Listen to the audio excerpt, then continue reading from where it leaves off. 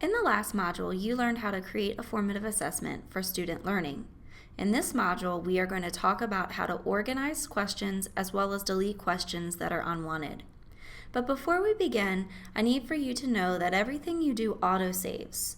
So you can tell if a question you create or a student response is autosaved because the multicolored circle beside the question number will stop spinning. So let's go ahead and get started. First, we need to log into Formative. So please pause the video if you have not logged into Formative already, log in, and then click Resume.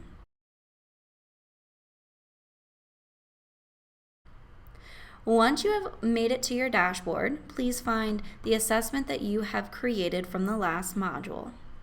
Please select the 3 lines beside the module, and today we're going to focus on editing it. So you go ahead and select Edit.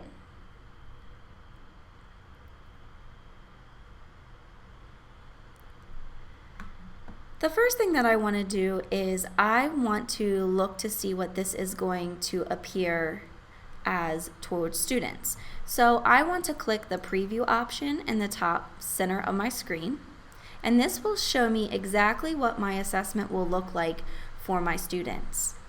As I'm scrolling down reviewing this assessment, I may notice a few things that I would like to delete or a few questions that are maybe out of order that don't make sense.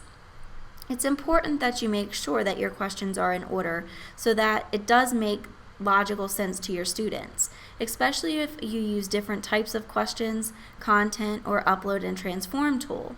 In order to reorder, first you need to go back to the Build tab. If you're not in the Build tab, you will not be able to edit.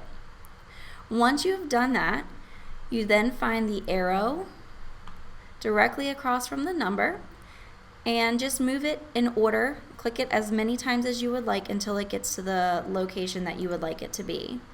So in this case, I wanted it to be number 1, so I'm going to keep moving it until it gets there.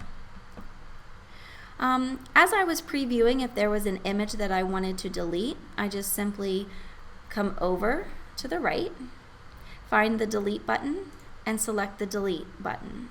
As it deletes permanently. There is no undo button, so you want to be cognizant of that. If you mistakenly delete something, you just have to recreate the question.